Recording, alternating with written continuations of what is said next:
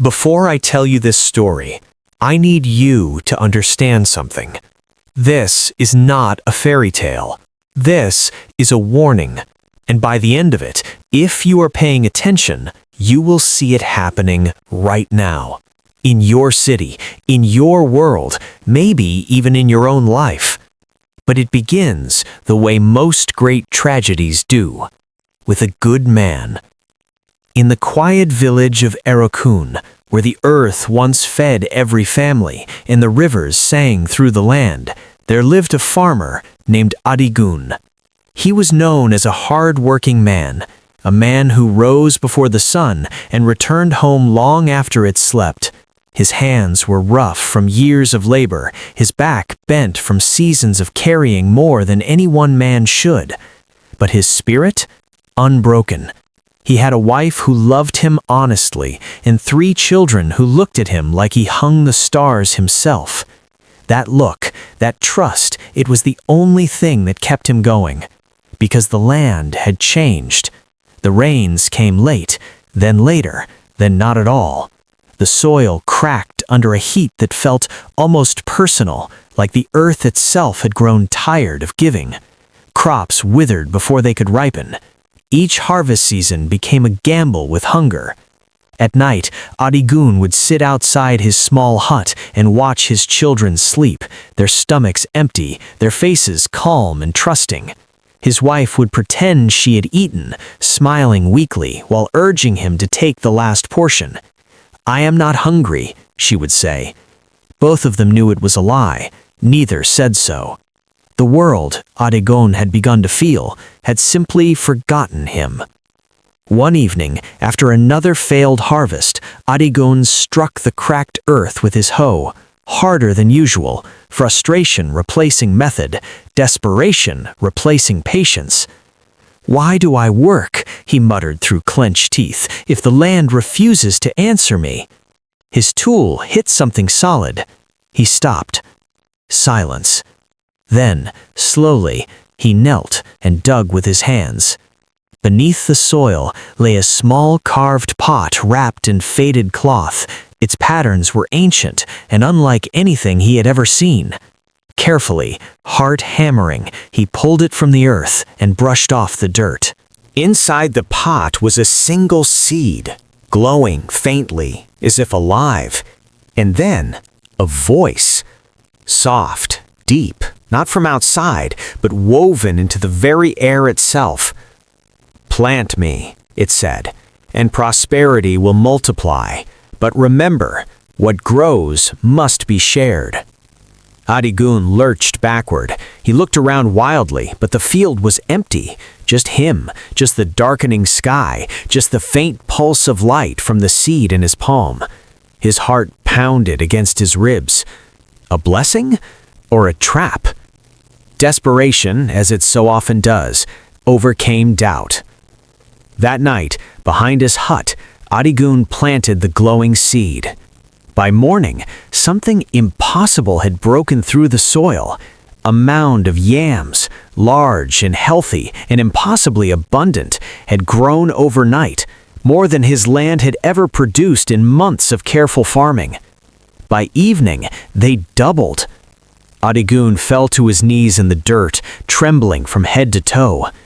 The voice had been real.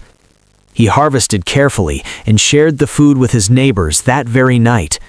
Children laughed for the first time in weeks, real laughter from full bellies. Elders placed their weathered hands on his shoulders and blessed him. Families gathered and thanked the heavens with songs that drifted up into the dark. Word spread through Arokun like fire through dry grass. Adigun's land has been touched by fortune. Days turned into weeks. The miracle did not stop. Corn multiplied. Cassava flourished. His goats gave birth to twins, then twins again. Every time he planted, harvested, or stored food, it seemed to grow beyond what nature should allow. For the first time in his life, Adigun was not struggling. He was thriving. And at first, he shared everything. No one slept hungry. The village felt alive again. Drums returned to the night air. Markets bustled with laughter and trade. Hope walked openly through the streets. People began to call him the blessing of Arokun, and Adigun loved the feeling. He loved it more than he realized.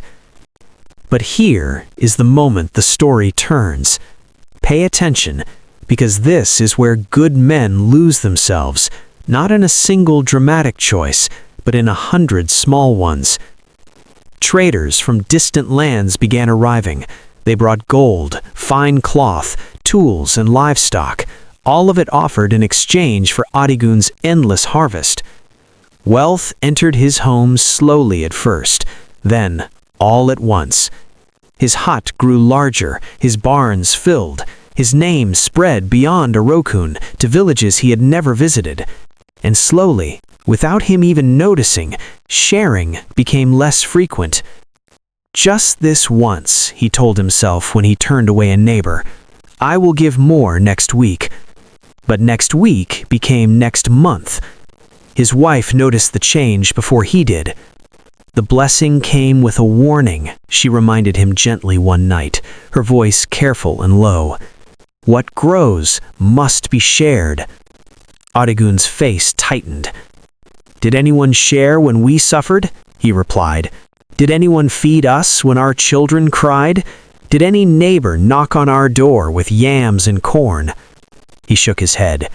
I worked for this. I found it. It is mine. He said the words like a door closing, and something in his wife's eyes went quiet. From that day, everything shifted. He built fences around his farm, tall ones. He locked his storage barns with heavy iron. He turned away neighbors who came seeking help, watching them walk back down the path with empty hands and lowered eyes. The voice returned one night, cutting through his sleep. Abundance is a river, it whispered. It must flow. If you dam it, it dies. Adigun rolled over and closed his eyes tighter. He had heard it. He simply chose not to listen. And then, quietly, the way all real consequences come, the imbalance began. Other farms stopped producing entirely. The river shrank to a trickle. Livestock across the village grew thin and weak. But Adigun's farm? Still fertile, still overflowing. The contrast became impossible to ignore. On one side of the fence, barns bursting with grain. On the other, children with hollow cheeks and mothers grinding dust. Whispers spread through Arokun. His wealth is feeding on our misfortune. The land is giving to him and taking from us. Adigun heard the whispers. He told himself they were envy, that struggling people always blame those who succeed. He built his fences higher, hired men to guard his barns, and greed, satisfied and unchallenged, grew deeper roots. Then, one morning, the silence came. No birds sang. No wind moved through the tall grass. The air itself felt wrong, heavy and still, like the moment before something breaks. Adigun stepped outside and froze. His crops were black. Every leaf, every yam, every stalk of corn, dead. Not dying, already dead, as if they had not wilted overnight, but had been dead for weeks. He ran to his barn, throwing open the heavy doors. Rot had consumed everything inside. The stench hit him like a fist. Insects crawled through what had once been the evidence of his greatness. His animals, the goats, the chickens, lay unmoving. And then, from the earth near the place he had first dug, the carved pot cracked open.